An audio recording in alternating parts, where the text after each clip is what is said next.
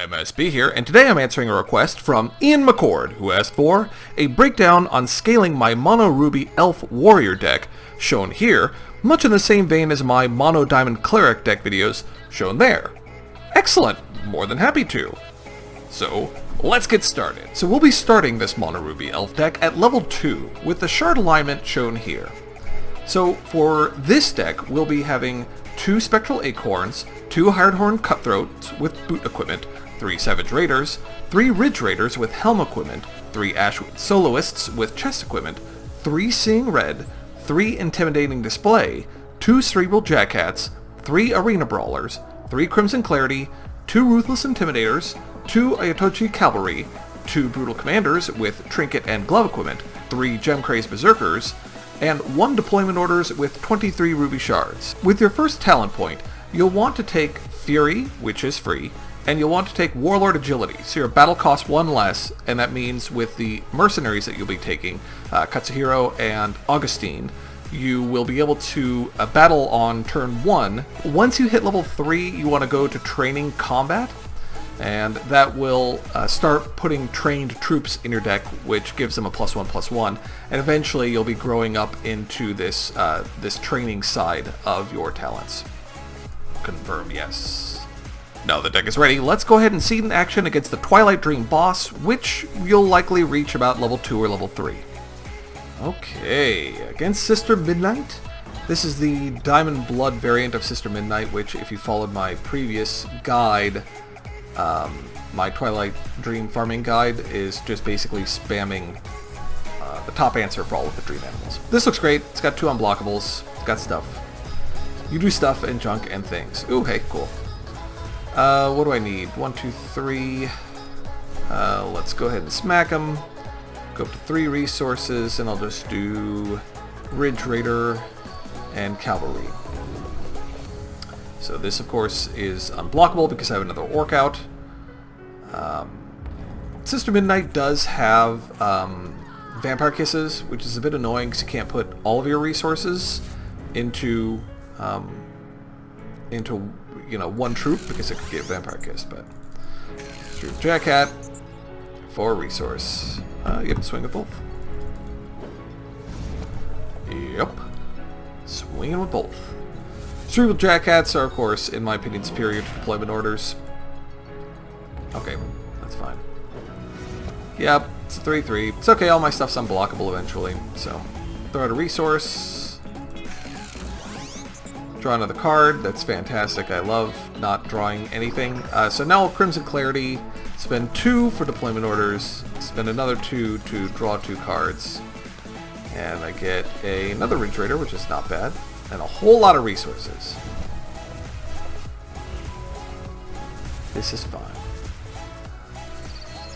Okay, Cheery Songbird, that's okay, I'm not going to block this stuff, it's fine. Intimidating Display is actually nice because that gives me the ability to turn on my cavalry, so that way it is unblockable. Yep. That's you out, and you out. And swing 5. I'm happy to race this. Not a problem. All my stuff is unblockable. That's fine. 12. How am I gonna 5, 9? I think I'm gonna win this. Let's see. Okay, draw a card. Seeing Red would be nice right now.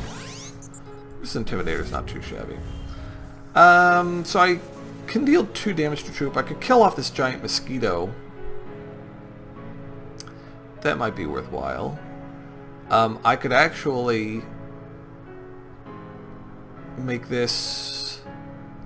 Yeah, I think I'm going to kill off the mosquito. I take a point of damage, but if this goes over 2 turns, it takes out a troop out of his hand, or I should say out of the board, so his champion power isn't as effective. Let's go ahead and create a Valor. And then we'll throw that Valor onto a Ridge Raider. At this point, this Intimidator is just basically going to chump block the Righteous Paladin. And then we'll see if he's got any healing. That's fine. Yeah, remember these are simple AI fights. The AI was toned down for the initial dungeons after the start. So, yep, this is going to be it. That's fine. You can go ahead and mill a card on the top of my deck. I'm going to smash you in the face with Angry Orcs. Yes! Get out of here, Sister Midnight. And that was actually a rougher encounter. You know, you can obviously get a couple of blockable troops and a Seeing Red, and you'll just whittle that health down super fast. So, you know, one way or another, the unblockable troops are excellent against this encounter. Fantastic.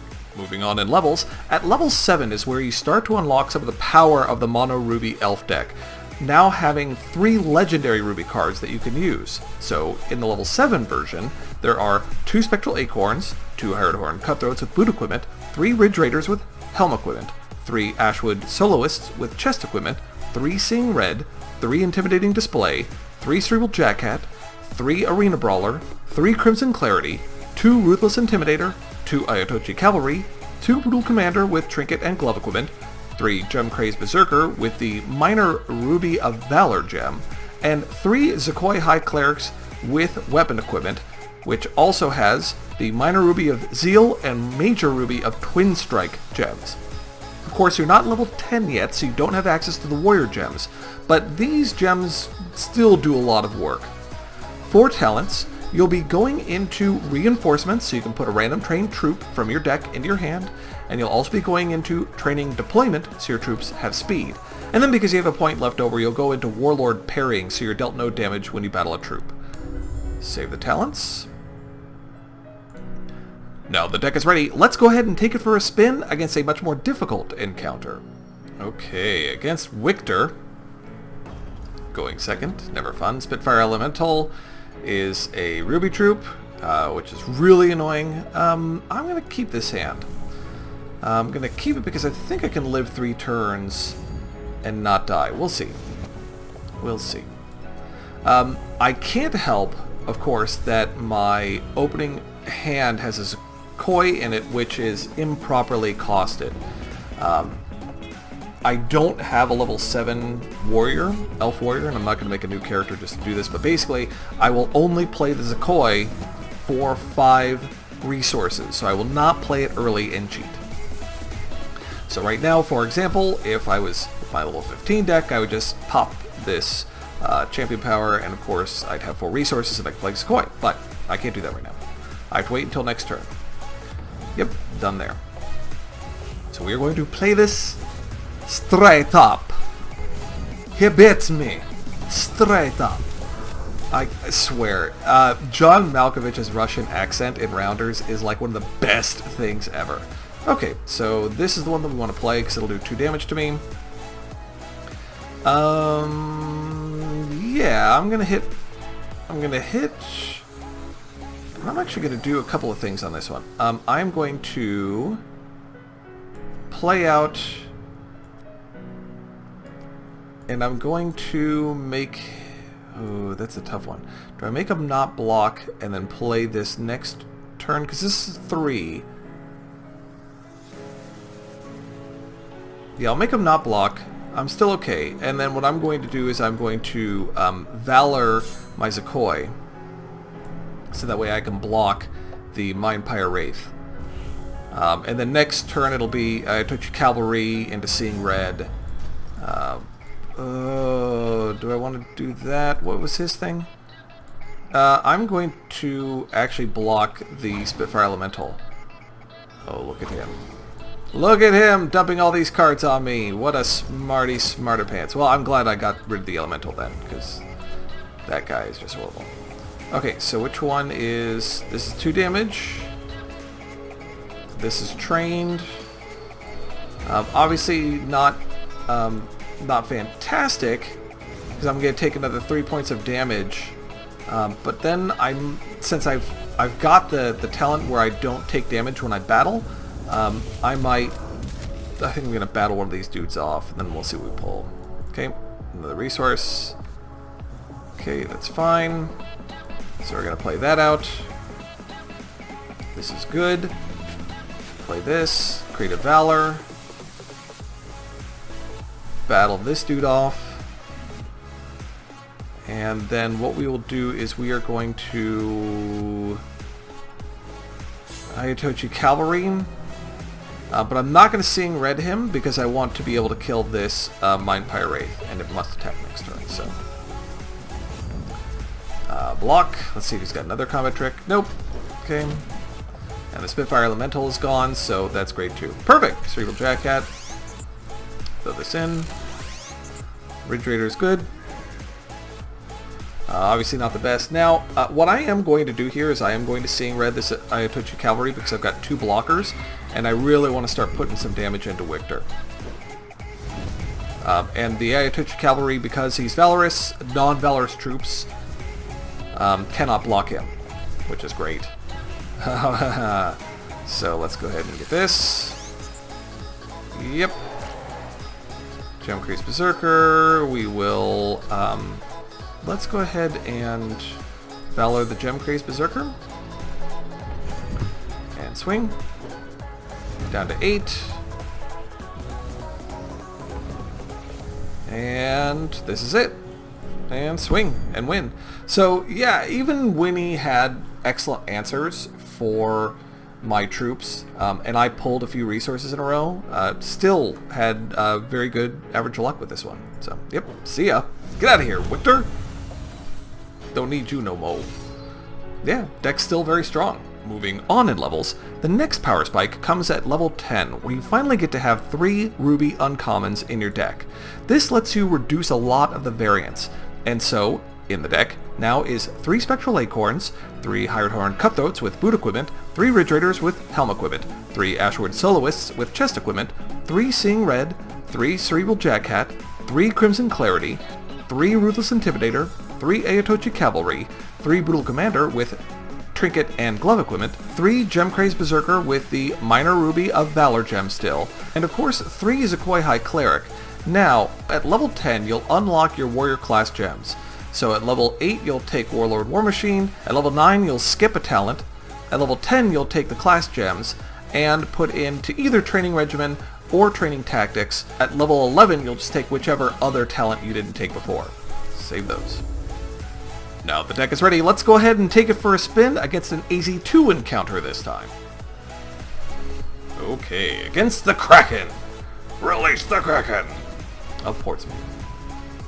Yep, as you can tell, some of the cards have gone into the void. That was, of course, because of... I've only used this deck in all of the encounters, so my deck's a little bit worse for you. You can see a Brutal Commander that's a bit low.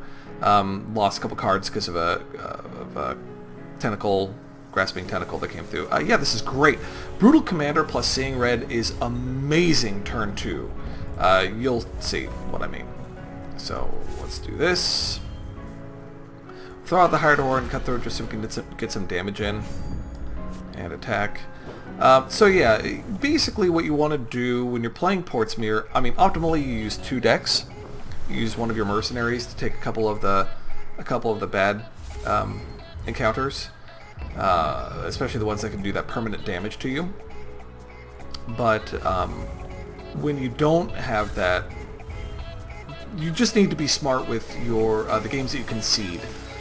Because like if there's ever a, like there's one of the games where I got double Grasping Tentacled on turn, it was on turn 2 the first one came out, on turn 3 the second one came out.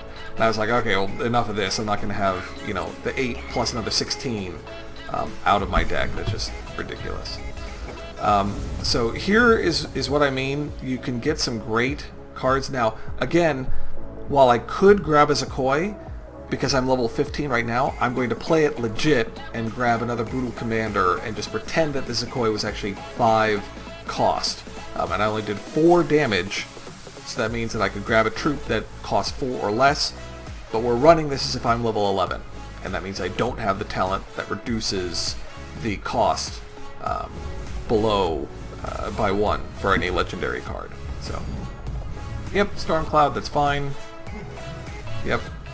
He's getting a splashy. This is draw card. That's fine. Next turn, in sort of to go on the levels of complexity, had my Brutal Commander not been the target of that Hag power that reduces it permanently by 1 for the whole encounter by 1 attack, you would have just seen me grab a Zakoi there.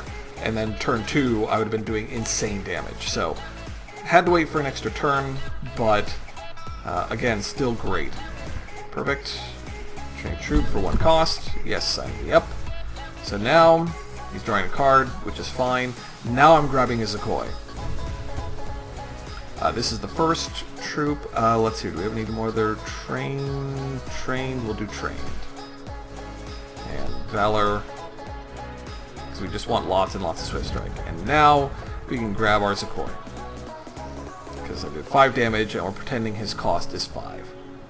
And there you go. So, very powerful turn 2 with Brutal Commander into Seeing Red with this deck. Very, very good. Yep, that's fine. Get a Thunder Puff. Ah, that stinks. He's probably going to do my Zakoi unless he's stupid. Let's see if we can bait him off. Let's, oh no wait, that's what I can do. I'll just swing and hit him. Yep. Shoot, look at how smart this computer is. It's fine. Okay, let's Jackhat with my Jackhat. Okay. We'll just draw a bunch of cards. Yep, that's all good. Okay, swing in. Let's grab an Ayatochi, and let's grab another Ruthless Intimidator. Yes. And we'll do another Valor. And I think is next turn going to be lethal? I don't think so. It's getting close, that's for sure. Yep, put a Tentacle, then deal damage to target opposing champion troop equal to the number of tentacles you control. He's going to do 1 damage to me. I don't care. Cloud Titan. Again, not much of the caring. The only thing is, of course, I'm going to throw that Valor in. Let's see. We'll throw out this Refrigerator. Throw out this. So, I've got a couple options. I could Valor up my Brutal Commander to try to make him trade his Grasping Tentacle. My High Cleric is going to be just fine. 10, because with that 2 damage on the Cloud Titan, now he can't double block and trade off my Zakoi, because I'll do 10 damage. So do I want to offer the trade of the Grasping Tentacle? I don't think so. I think I just want to get more damage in on one of my unblockables, so I'll power up our Ridge Raider. Probably should have drew a couple cards. 1 and 2, it's fine. Okay, so now what we're doing is we are swinging in. Oh, they had to swing in anyway because it's right. It's got Rage on it. That's fine. I think that just means I'm going to swing with everything. And he can just block that and kill it, and I'll block there. Yep, that's fine. And now I'm going to ready my Kraken. Ready my Higher Tone Cutthroat to swing in. Is this death? 15? Yeah, this is death. Yeah, so, I mean, brutal. That is a brutal amount of damage that you can do very quickly with this deck, even though you're not at its peak power surge at 15, where your Zakoi is what's going out. You don't need to use the middleman of the Brutal Commander. You just pop out the Zakoi and just do the damage on turn 1 or turn 2, ridiculous as it sounds. So this is definitely a deck that can still do some significant damage pre-15 too. Excellent. Excellent. So as you can tell, even though you don't have the level 15 Elven talent to reduce the cost of all legendary cards by 1, this Mono Ruby Elf deck is significantly powerful. Thanks for watching, and thanks again to Ian for your excellent video request. If you haven't already, please take the time to subscribe, and, as always, I'm MSB, wishing you good games and good times.